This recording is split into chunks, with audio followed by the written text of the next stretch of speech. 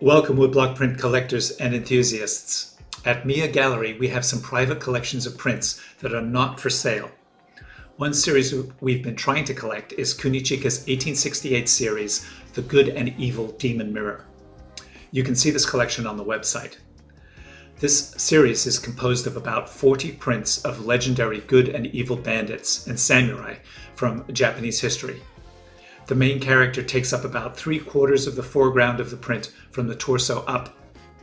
With few exceptions, the characters are wearing kimonos with predominantly blue and white, bold and simple patterns. The prints are very dynamic. The subjects are usually fighting or in intense situations. We currently have 34 of the prints and have been diligently looking for the missing ones. The other day I saw this print that we didn't have at an online auction. I bid on it and won it, and it arrived today. I thought I would open it up for you here and give you a slice of what we print collectors have to deal with. Okay, enough talking. Let's open this box.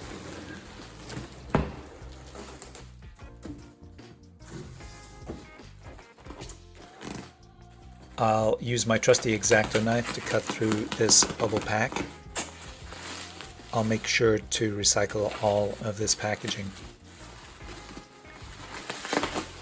I'm pretty anxious right now because buying a print at auction is a little bit like online dating.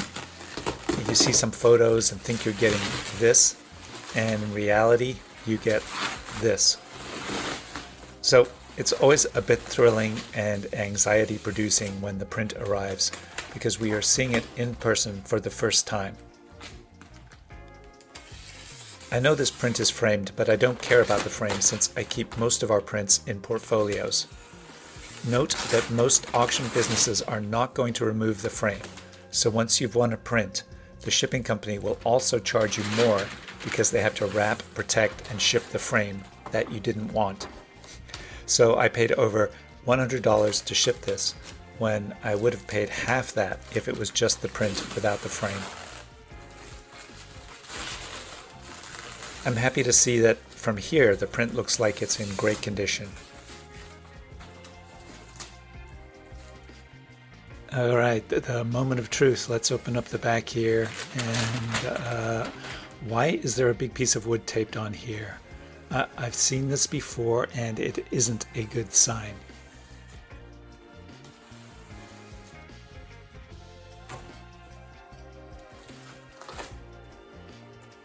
Now I'm sad. This is a worst case scenario. Someone has glued the print onto a thick piece of wood, and that really is unfortunate because I can't display the print in my portfolio when it's attached to the wood.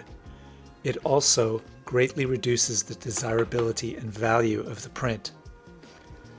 Let's take a closer look. Yeah, check this out. Tightly glued to some paper and then to this wood panel. The print itself is in very good condition, nice color and impression. I can even see some mica applied to it that's giving it a shimmer. Well, I really want to try and remove it from the wood. There's just two big potential issues. Issue number one is Kunichika love to use a red pigment that bleeds or runs when it gets wet. If he used that red pigment on this series, if I get it wet, I'll ruin the print. We have a blog article on the website about this. And issue number two, I don't know what type of glue was used. If it was an organic based glue, then it should soften when wet and I should be able to peel off the print. If it's a non-organic permanent glue, then there's no way it's coming off. So first, let's make sure the series didn't use the red inks that bleed.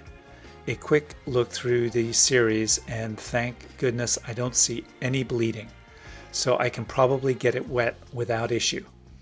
And also, if I compare this red with the red ink that's infamous for bleeding, we can see it doesn't have nearly the same vibrancy. So let's soak it in distilled water and a drop of Vulpex soap and wait for the water to fully penetrate the glue. Okay, you haven't seen it, but about 10 minutes has passed and I very, very gently started to peel back the paper. And the good news is that the glue is water soluble. So I'll continue to slowly peel the print back and use my brush to help separate the wood from the print. The mulberry paper that was used for these prints is almost like a thin cloth, so if you treat it carefully, it shouldn't tear. Okay, look at that, completely off. The paper that's left on the wood is not part of the print. It was paper that the print was glued to, which was then glued to the wood. And here's the print, all wet, ready for drying and pressing to keep it flat. I don't know if you can see that shimmer at the top, but that's the mica that was added to the ink for a deluxe effect. And let's look at the back. Look at how nicely that came out. I was very, very lucky that I was able to resurrect what could have been a sad waste of money and art. This is the best possible outcome. Now this print can join its brothers and sisters in the portfolio, and I will keep searching for the ones we're missing.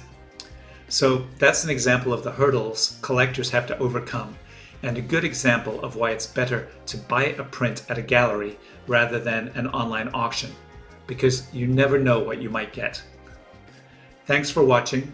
Please like and subscribe, and happy collecting.